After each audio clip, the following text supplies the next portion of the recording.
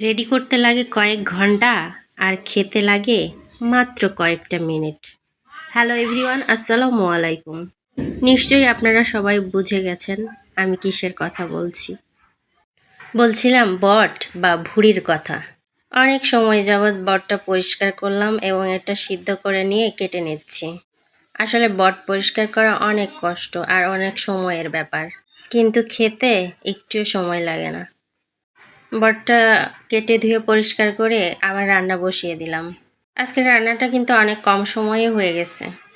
আর রান্না শেষ করে মশলা বেটে নিচ্ছিলাম।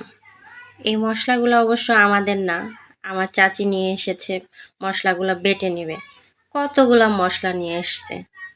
যদিও ব্লেন্ডারে বাটতে বেশি সময় লাগবে না, কিন্তু তারপরেও যতটুকু সময় লাগবে ওইটুকুই সময় কই বলেন। এখন তো সব কাজ ভাগ করে নিয়ে নিয়ে করি, সময় মেনটেন করে করে চলি।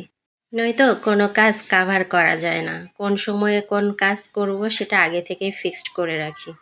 কারণ ওই যে পেজে সময় দিতে হয়, ভিডিও করতে হয়, আপলোড করতে হয়, অ্যাক্টিভ থাকা লাগে, যার কারণে সময়ের বড্ড অভাব। এদিকে আমার মেয়ে কোনোদিনও সে সাইকেল চালায়নি, তো প্রথম দিন সে ট্রাই করার চেষ্টা করছে পারে কিনা, কিন্তু খুব ইজিভাবে সে পেরেছে।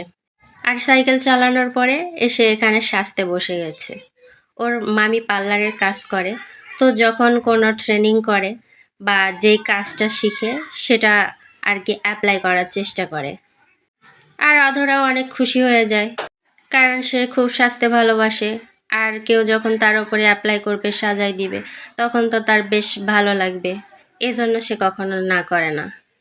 এই যে এদিকে দেখেন, চুলের তো 12টা বাজিয়ে ফেলতেছে। সে তো আর বুঝতেছে না যে একটু সুন্দর লাগাতে গিয়ে কত ক্ষতি হচ্ছে।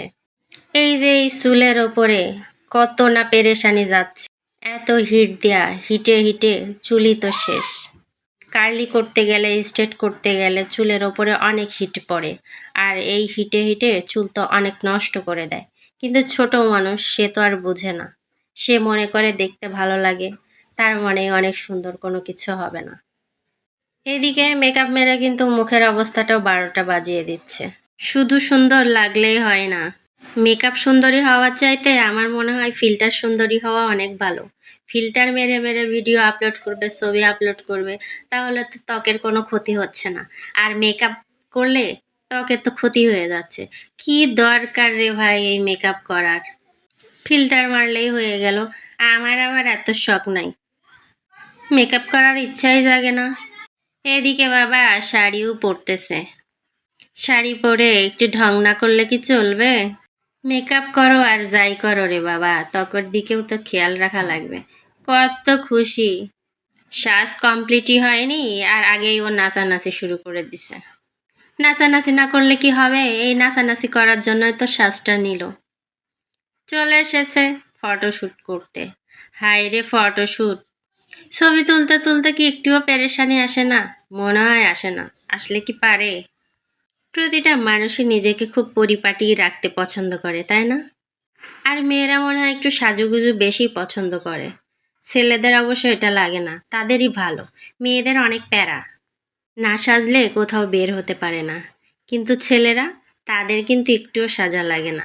তারা যেমন আছে তেমনভাবে চলে যেতে পারে। ওটাই ভালো, তাদের কোনো সময় ওয়েস্ট হয় না। এই যে এখানে একা একা ভিডিও করতে করতে ক্যামেরাটাই উধাও। দেখেন দেখেন কত পোজ নাই, একটুও লজ্জাও করে না রে বাবা। আজ এ পর্যন্তই। সবাই ভালো থাকবেন, সুস্থ থাকবেন।